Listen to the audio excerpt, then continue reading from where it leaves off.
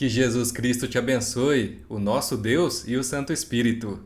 Estamos aqui novamente no canal para continuarmos lendo a Bíblia. Hoje vamos começar pela primeira carta aos Coríntios, Epístola de Paulo, dos capítulos 1 ao 4. Fique atento na leitura e seja abençoado por Deus. Vamos lá. Capítulo 1 diz assim: Paulo, chamado para ser apóstolo de Cristo, Jesus, pela vontade de Deus, e o irmão Sóstenes, à igreja de Deus que está em Corinto, aos santificados em Cristo Jesus e chamados para serem santos, com todos os que em toda parte invocam o nome de nosso Senhor Jesus Cristo, Senhor deles e nosso. A vocês, graça e paz da parte de Deus, nosso Pai, e do Senhor Jesus Cristo.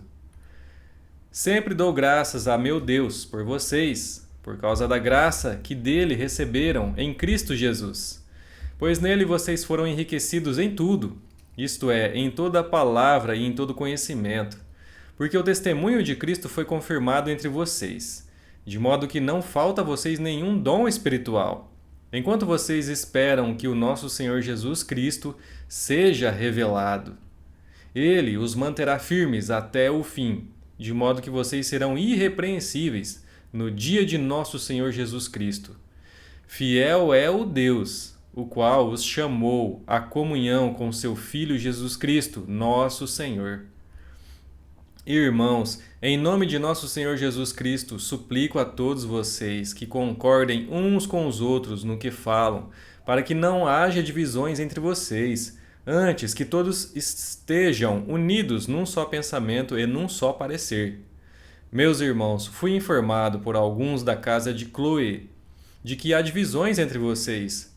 Com isso, quero dizer que algum de vocês afirma: eu sou de Paulo, ou eu sou de Apolo, ou eu sou de Pedro, ou ainda eu sou de Cristo.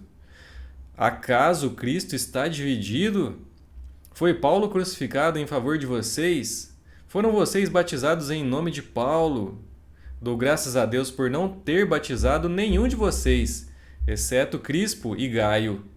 De modo que ninguém pode dizer que foi batizado em meu nome. Batizei também os da casa de Estéfanas. Além desses, não me lembro se batizei alguém mais. Pois Cristo não me enviou para batizar, mas para pregar o Evangelho, não porém com palavras de sabedoria humana, para que a cruz de Cristo não seja esvaziada. Pois a mensagem da cruz é loucura para os que estão perecendo, mas para nós que estamos sendo salvos é o poder de Deus. Pois está escrito: destruirei a sabedoria dos sábios e rejeitarei a inteligência dos inteligentes. Onde está o sábio? Onde está o erudito? Onde está o questionador dessa era? Acaso não tornou Deus louca a sabedoria deste mundo, visto que na sabedoria de Deus o mundo não o conheceu por meio da sabedoria humana? Agradou a Deus salvar aqueles que creem por meio da loucura da pregação. Os judeus pedem sinais milagrosos e os gregos procuram sabedoria. Nós, porém, pregamos a Cristo crucificado, o qual, de fato, é escândalo para os judeus e loucura para os gentios. Mas para os que foram chamados, tanto judeus como gregos, Cristo é o poder de Deus e a sabedoria de Deus. Porque a loucura de Deus é mais sábia que a sabedoria humana e a fraqueza de Deus é mais forte que a força do homem. Irmãos, pensem no que vocês eram quando foram chamados. Poucos eram sábios segundo os padrões humanos. Poucos eram poderosos. Poucos eram de nobre nascimento. Mas Deus escolheu o que para o mundo é loucura para envergonhar os sábios, e escolheu o que para o mundo é fraqueza para envergonhar o que é forte. Ele escolheu o que para o mundo é insignificante, desprezado e o que nada é, para reduzir o nada a nada o que é, a fim de que ninguém se vanglorie diante dele. É, porém, por iniciativa dele que vocês estão em Cristo Jesus, o qual se tornou sabedoria de Deus para nós, isto é, justiça, santidade e redenção, para que, como está escrito, quem se gloriar, glorie-se no Senhor. Capítulo 2 diz assim: Eu mesmo, irmãos, quando estive entre vocês, não fui com discurso eloquente, nem com muita sabedoria para lhes proclamar o mistério de Deus. Pois decidi nada saber entre vocês, a não ser Jesus Cristo e este crucificado. E foi com fraqueza, temor e com muito tremor que estive entre vocês. Minha mensagem e minha pregação não consistiram em palavras persuasivas de sabedoria, mas em demonstração do poder do Espírito, para que a fé que vocês têm não se baseasse na sabedoria humana, mas no poder de Deus. Entretanto, falamos de sabedoria entre os que já têm maturidade, mas não da sabedoria desta era ou dos poderosos desta era, que estão sendo reduzidos a nada. Ao contrário, falamos da sabedoria de Deus, do mistério que estava oculto, o qual Deus pré-ordenou antes do princípio das eras, para a nossa glória. Nenhum dos poderosos desta era o entendeu, pois se o tivessem entendido, não teriam crucificado o Senhor da glória. Todavia, como está escrito, olho nenhum viu, ouvido nenhum ouviu, mente nenhuma imaginou o que Deus preparou para aqueles que o amam. Mas Deus o revelou a nós por meio do Espírito. O Espírito sonda todas as coisas, até mesmo as coisas mais profundas de Deus. Pois quem conhece os pensamentos do homem, a não ser o Espírito do homem que nele está?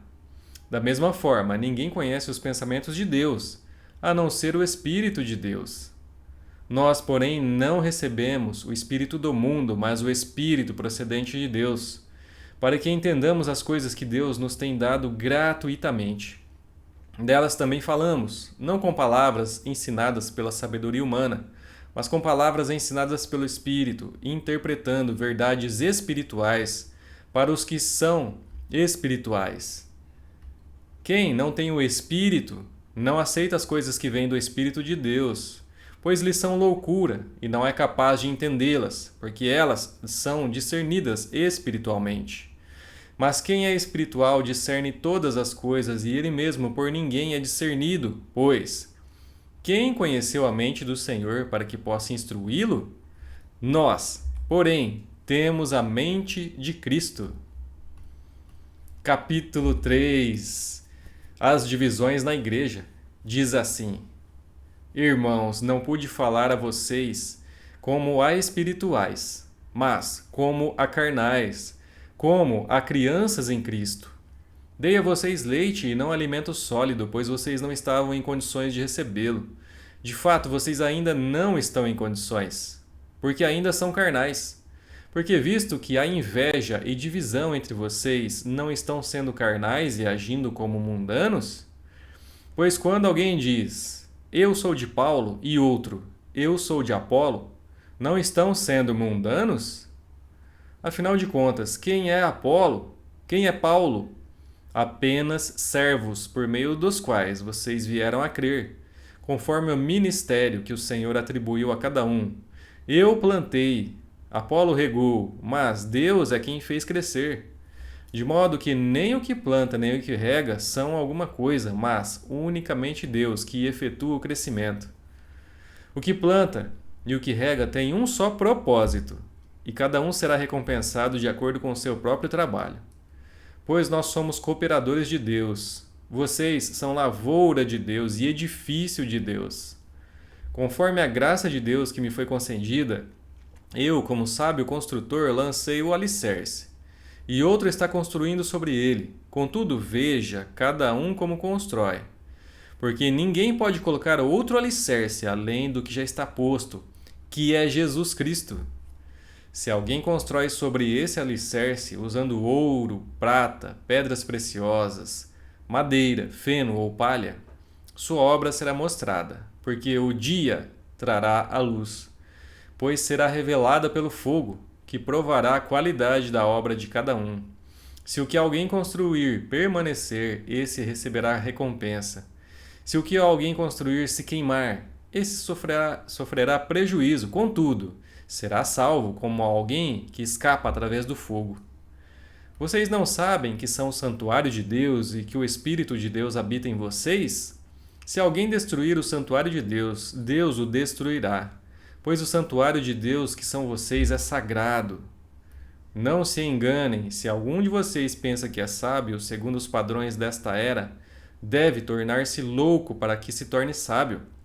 Porque a sabedoria deste mundo é loucura aos olhos de Deus, pois está escrito: Ele apanha os sábios na estultícia deles, na astúcia deles.